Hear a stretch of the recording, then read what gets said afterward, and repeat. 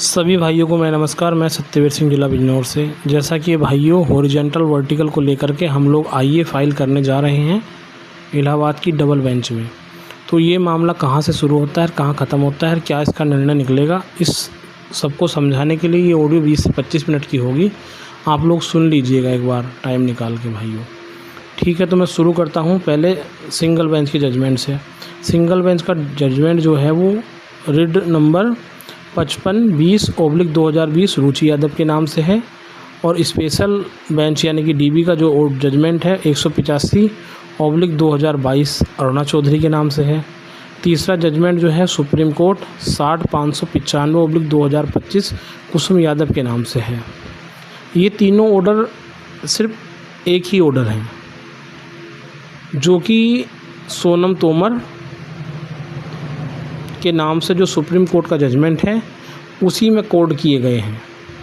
तो ये 49 और 41 भर्ती के जो भी महिला कैंडिडेट हैं या हॉरिजॉन्टल कोटे में जितने भी लोग आते हैं, एक्स सर्विसमैन, होमगार्ड, डीएफएफ और जी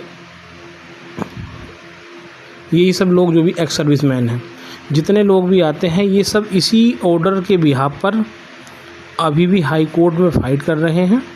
और इनका जो निष्कर्ष है वो पॉजिटिव ही आना है, चाहे वो सिंगल में हो, डबल में हो, चाहे सुप्रीम कोर्ट हो। अब मैटर क्या है मैं आपको बता देता हूँ, ये तीनों जजमेंट क्या हैं। क्योंकि जब हमारी भर्ती चल रही थी 49,568, 41,520, ये दोनों भर्तियाँ ही इस रिजर्वेशन से जो है प्रभावित हुई हैं। ना ही तो 2015 की भर्ती प्रभावित हुई है, ना ही 2021 के बाद में जितनी भर्तियाँ आई हैं कोई प्रभावित हुई है। जेल बार्डर सही है, दरोगा भर्ती सही है, और जी ये जो 60,244 भर्ती है ये भी सही है, इसमें भी कोई आरक्षण का मामला नहीं है। लेकिन ये जो भर्तियां हैं दोनों 41,520, 49,568, यही दोनों भर्तियां इस जजमेंट से प्रभावित हैं। क्योंकि ये जो दोनों रिजल्ट आए थे, ये एक ऑर्डर था आशीष कुमार पांडे के नाम से, जो कि 2016 में ऑर्डर हो गया था। वो 3 जजों की बेंच का जजमेंट था जिसमें कंपार्टमेंट रिजर्वेशन अलाउ किया गया था। कंपार्टमेंट रिजर्वेशन वो होता है जो जिस कैटेगरी का है वो उस कैटेगरी में ही रहेगा, वो किसी भी दूसरी कैटेगरी को ओवरलैप नहीं करेगा। वो जजमेंट सुप्रीम कोर्ट में सौरभ यादव वर्सेस उत्तर प्रदेश पुलिस प्रोन्नति बोर्ड के खिलाफ था।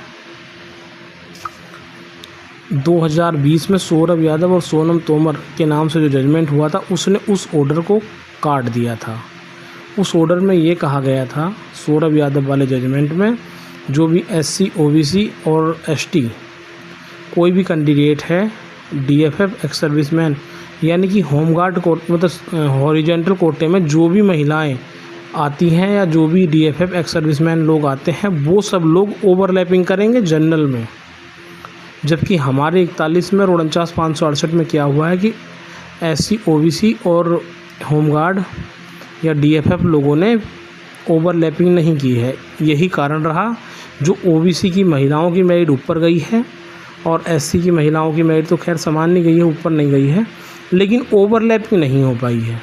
जिसके कारण से जनरल की जो भी मेरिट हैं, चाहे वो होमगार्ड कोटे की हों, चाहे डीएफएफ कोटे की हों, चाहे वो महिला आरक्षण की हों, वो सारी मेरिटें ओबीसी एससी से नीचे ही गई हैं क्योंकि ओवरलैपिंग नहीं हो पाया है। अब क्या होता है कि जो सोनम तोमर का जजमेंट है उसने इन सब ऑर्डरों को काट दिया है। जब इन सब ऑर्डरों को काट दिया है तो उसमें क्या होना है कि जो एससी, ओबीसी की महिलाएं हैं, एसटी की महिलाएं हैं, वो जनरल में ओवरलैप करेंगी। जब वो लड़कियां ओवरलैप करेंगी तो जो हमारी भर्ती थी 49,568, उसमें पूरा आरक्षण 100% के तहत रिजल्ट एक बार बना दिया गया है। जब उसमें 100% मतलब जब उसमें 100% के बराबर एक बार रिजल्ट बना दिया गया है तो 80% सीटें तो पुरुषों को दे दी गई हैं, 20% सीटें महिलाओं को दे दी गई हैं या हॉरिजॉन्टल कोटे को दे दी गई हैं। तो जो हॉरिजॉन्टल कोटा है वो ये जो ऑर्डर आया है अरुणा चौधरी, रुचि यादव या कुसुम यादव के नाम से, अब क्या होगा कि कुछ महिलाएं उसमें एक्सेस हो जाएंगी। जो रिज़ल्ट 2 मार्च 2020 को आया था वो रिज़ल्ट कहीं ना कहीं प्रभावित होगा इन जजमेंट के अकॉर्डिंग। सुप्रीम कोर्ट के जजमेंट के अकॉर्डिंग जो इस ऑर्डर में कहा गया है, डोंट नोट डिस्टर्ब, जो रिज़ल्ट पहले बन गया था इन कैंडिडेट कुछ करके जो जजमेंट है उसमें ये कहा गया है कि जो बच्चियां या जो कैंडिडेट भविष्य में सिलेक्ट हो गए हैं उनको छेड़छाड़ ना करके नया रिजल्ट घोषित किया जाए। जो भी महिलाएं एससी ओबीसी की जो महिलाएं हैं जो जनरल में फ़ाइट करती हैं उनको उनके स्थान पे रखा जाए। तो अब होना क्या है, कम से कम भी नहीं तो 2000 से 1500 लड़कियां ऐसी हैं जो आज जनरल की कैंडिडेट बाहर जाएंगी। वो 41 में भी होना है, वो 49 में भी होना है। तो सरकार उनको बाहर ना करके उनका समायोजन करेगी, क्योंकि जजमेंट में कहा गया है जो भविष्य में जो है सिलेक्ट हो गया है उसको बाहर ना किया जाए। तो अब क्या होना है भाइयों, उनका जो है समायोजन करेगी सरकार। जब समायोजन करेगी तो कुछ ना कुछ पत्राचार भी करेगी। वो जो पत्राचार करेगी वो आप सब लोगों के सामने आ ही जाएगा। लेकिन फ़िलहाल तो भर्ती बोर्ड लड़ रहा है लड़कियों के खिलाफ़ भी। हमको क्या करना है, इसी बीच में हम लोगों को आईए को लेकर के हाई कोर्ट में स्टैंड करना है। हाई कोर्ट में जब हम लोग स्टैंड करेंगे तो हम लोग आईए के माध्यम से ऑन रिकॉर्ड हो जाएंगे। अगर जो हमारी सिर्फ इतनी मांग रहेगी आईए के माध्यम से कि हॉरिजॉन्टल रिजर्वेशन के साथ साथ वर्टिकल रिजर्वेशन भी सही किया जाए। अगर जो हॉरिजॉन्टल रिजर्वेशन का रेशियो 20% से बढ़ के 25% या 30% हो जाता है तो वर्टिकल का रेशियो 80% से बढ़ा करके 120% कर दिया जाए। तो वो क्या होगा, 100% मैनेज रहेगा। मेरे कहने का मतलब ये है कि अगर जो 20% से लड़कियां बढ़ के 21% होती हैं तो वहाँ हम लोग 80% से बढ़ के 84% हो जाएंगे। यहाँ पे अगर जो महिलाएं 20% से बढ़ के 22% होती हैं तो हम लोग वहाँ पे 88% हो जाएंगे। ऐसे ही मामला चलता रहेगा। अगर जो यहाँ पे महिलाएं 25% हो जाती हैं तो हम वहाँ पे 100% हो जाएंगे, क्योंकि जो आरक्षण नीति के हिसाब से हम लोगों को आरक्षण मिला है 50%, 27%, 21% और 2%।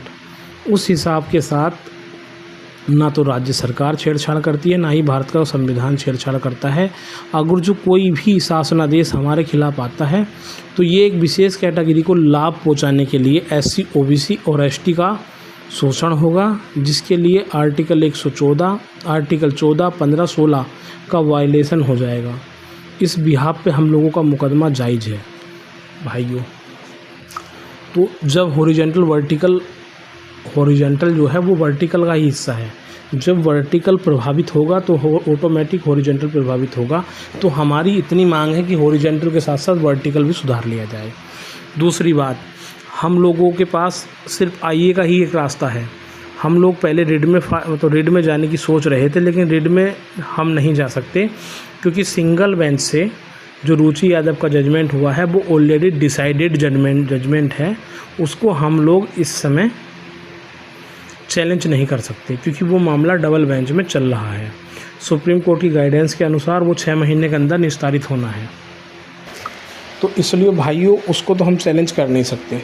सारे वकीलों से विचार विमर्श करने के बाद इंटरवेंशन एप्लीकेशन फाइल करने का मतलब ही प्लान बना है। जितने भी वकीलों से एडवाइस ली गई है सब लोगों ने बोला है कि आप लोग आईए के माध्यम से अपना सबमिशन भर्ती बोर्ड के सामने या कोर्ट के सामने रखवा लीजिए।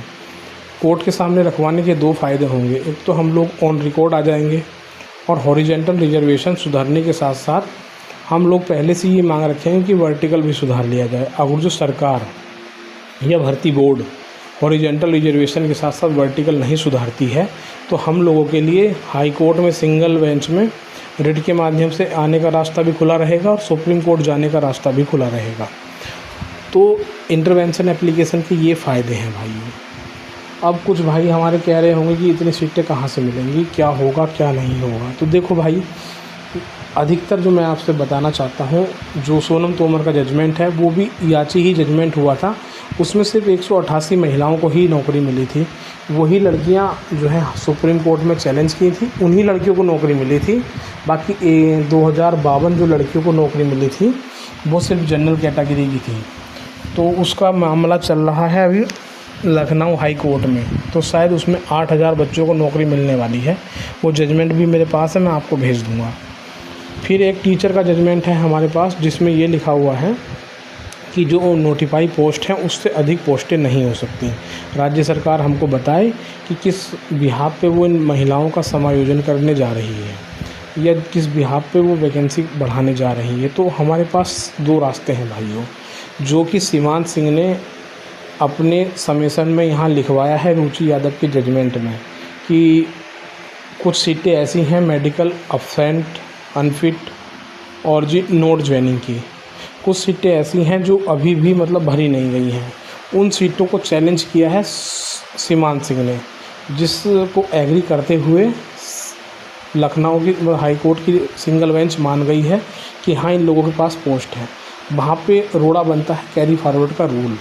तो भाइयों हमारे लिए एक रास्ता खुला है। अगर जो महिलाओं का समायोजन होता है तो वो कौन सी पोस्टों पे हो रहा है, पहला तो ये। दूसरी बात ये कि जब महिलाओं का समायोजन हो रहा है तो पुरुषों का क्यों नहीं, क्योंकि हॉरिजॉन्टल रिजर्वेशन आरक्षण का एक अंग है। आरक्षण का एक अंग होने के नाते 20-80 का रेशियो है। अगर जो आप 20% को सुधारते हैं 21% में, 25% में, 30% में, तो आपको 80% को भी सुधारना होगा। मैंने आपको जैसे कि बताया था, अगर जो यहाँ महिलाओं का आरक्षण 21% होगा तो वहाँ पुरुषों का आरक्षण 84% हो जाएगा। तो कुल मिलाकर के ये जो एक सीमा है 20-80 की, ये बना के इनको हमेशा चलनी पड़ेगी। आर्टिकल 14, 15 और 16 के तहत। अगर जो ये लोग नहीं चलते हैं तो फिर हम लोग इसको चैलेंज करेंगे सुप्रीम कोर्ट में। और देखिए लड़कियां 100% जीतेंगी, ये डिसाइड है।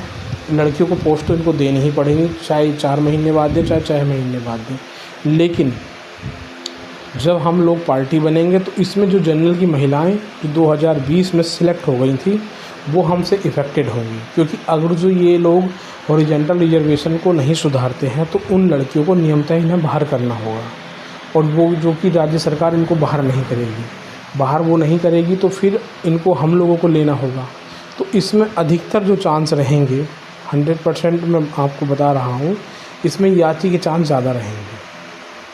कि हॉरिजॉन्टल रिजर्वेशन को सुधारने के लिए जितनी सीटों की आवश्यकता पड़ेगी इतनी सीट ये लोग दे नहीं पाएंगे।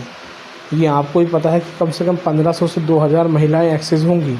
अब 1500 से 2000 महिलाएं एक्सेस होंगी तो उनको सुधारने के लिए सीटों की आवश्यकता पड़ेगी वो 7000 से 8000 की आवश्यकता पड़ेगी। अगर जो राज्य सरकार 7-8 हज़ार सीटें नहीं देना चाहेगी तो वो जितने भी याची हैं उन सबको कंसीडर कर लेगी। तो भाइयों एक ऐसा मामला है ये बना हुआ जिससे आपको नौकरी मिलती है, नहीं तो 49,568, 41,520 में कोई भी नौकरी आपको मुझे नहीं लगता आप किसी भी मैटर को लेकर के मिल सकती है। ये एक सुनहरा अवसर है जो आप मतलब ना गवाइए। और हमारे कहने के हिसाब से मैं आपको बताऊं तो बहुत बेहतर से बेहतर वकील हम उतारने की कोशिश करेंगे। देखिए इंटरवेंशन एप्लीकेशन से ये है कि हम लोग ऑन रिकॉर्ड आ जाएंगे, हम लोगों को अपनी बात कहने में डबल बेंच में मौका मिल जाएगा। दूसरी बात यह है इंटरवेंशन एप्लीकेशन तुमको पता ही होगा हस्तक्षेप आवेदन होता है। जब इन दोनों का ऑर्डर या जजमेंट लिखाने जा रहा होगा तब हम लोगों को सुना जाएगा। उसमें हम लोगों को सिर्फ कुछ नहीं कहना है, अपना समेसन लिखवाना है कि हॉरिजॉन्टल के साथ साथ वर्टिकल को सुधार लिया जाए। तो भाइयों इस चीज़ के लिए काफ़ी वर्क किया गया है। काफ़ी चीज़ें ऐसी हैं जो मैं ऑडियो में भी आपको नहीं बता पा रहा हूँ। ऑडियो में सिर्फ आपको समझा रहा हूँ कि क्या होगा, कैसे नहीं होगा। बाकी सारी चीज़ें जो हैं वो एक लिखित प्रमाण है हमारे पास, जिसको ऐसा लगता है कि हाँ ये 20% से ज़्यादा हो सकती हैं या 20% से कम हो सकती हैं। तो मेरे भाइयों बहुत लिखित प्रमाण है हमारे पास। हमारी भर्ती का नोटिफिकेशन है, किस आधार पे हमारी भर्ती चलेगी, किस आधार पे हमारी भर्ती नहीं चलेगी। कुछ लोगों का कहना ये है कि महिलाओं का जजमेंट होने के बाद हम लोग सुप्रीम कोर्ट या हाई कोर्ट जाएँ तो ज़्यादा बेहतर होगा। भाइयों जिस दिन भर्ती बोर्ड का या सुप्रीम कोर्ट का या हाई कोर्ट का काम निकल गया ना, वो आप लोगों की बात सुनेगा भी नहीं, ये मैं आपसे बता दे रहा हूँ।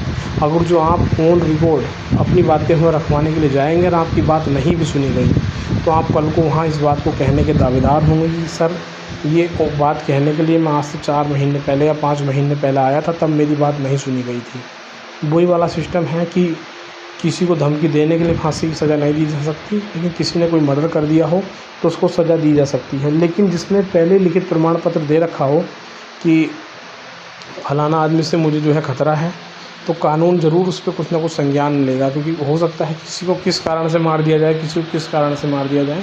तो वही सब चीज़ें यहाँ पे अलाउ होंगी भाई। बहुत सारे लड़के ऐसे हैं जिनको अभी ये समझ में नहीं आ रहा है कि हमको क्या करना चाहिए, क्या नहीं करना चाहिए। और एक बात मैं और आपसे कहना चाहूँ भाई, मैं जो अमाउंट आप लोगों से मांग रहा हूँ कोई बहुत बड़ा अमाउंट नहीं है वो, क्योंकि जिस कगार पे हम लोग खड़े हैं बहुत बुरी कंडीशन में है, नौकरी मिलना तो बहुत मुश्किल है। तो बहुत अच्छे से आप लोग साथ दीजिए। और ये जो मतलब आपके मन में तरह तरह की बातें चल रही हैं कि हमको पहले नहीं जाना चाहिए, बाद में जाना चाहिए। देखिए, महिलाओं को नौकरी मिलना तय है। ओबीसी, एससी, एसटी की महिलाओं को तो नौकरी मिलेगी, उसके साथ साथ डीएफएफ, एक्स सर्विसमैन जो भी लड़के हैं उनको भी नौकरी मिलेगी। अगर जो किसी को नौकरी नहीं मिलेगी आज आवाज़ उठाने पे, तो वो हम लोगों को नहीं मिलेगी। अगर जो आज हम लोगों ने अपना समेसन या अपना अधिकार मांगने की कोशिश की, तो 100% है कि हमको कुछ ना कुछ मिलेगा। चाहे तो वो 20-80 का रेशियो का अनुपात मिल जाए हमको, या फिर याची जजमेंट मिल जाए। तो भाइयों, सोचना आपका है, आपको क्या चाहिए। जब तक मामला फंसेगा नहीं तब तक कुछ मिलेगा नहीं। और आपको लगता है कि कुछ मामला निकल जाएगा तब हमको कुछ मिलेगा, तब कुछ भी आपको नहीं मिलेगा, ये जान लीजिए। जब तक आदमी फंसता नहीं है तब तक किसी को कुछ देता नहीं है। तो बहुत सारी बातें हैं जो मैं अभी ऑडियो के माध्यम से नहीं बता पाया, कुछ मेरी समझ में आ ही नहीं पाई। तो भाइयों, मैं कल ऑडियो या परसों ऑडियो के माध्यम से आप लोगों को बता दूंगा। लेकिन ये मामला बहुत अच्छा है, और जो आप सब लोगों का साथ रहा तो इसमें हमें कामयाबी 100% मिलेगी। ठीक है भाइयों, धन्यवाद। मैं सत्यवीर सिंह, जिला बिजनौर से। जिस भी भाई को याची बनना हो वो अपना पैसा प्रोवाइड करा दे 1-2 दिन के अंदर। उसके बाद हमारी तरफ से कोई आईए नहीं फाइल होगी, क्योंकि 1-2 बार ही हम आईए फाइल करेंगे, उसके बाद हम चक्कर में नहीं पड़ेंगे, क्योंकि हम लोगों को मुकदमा लड़ना है।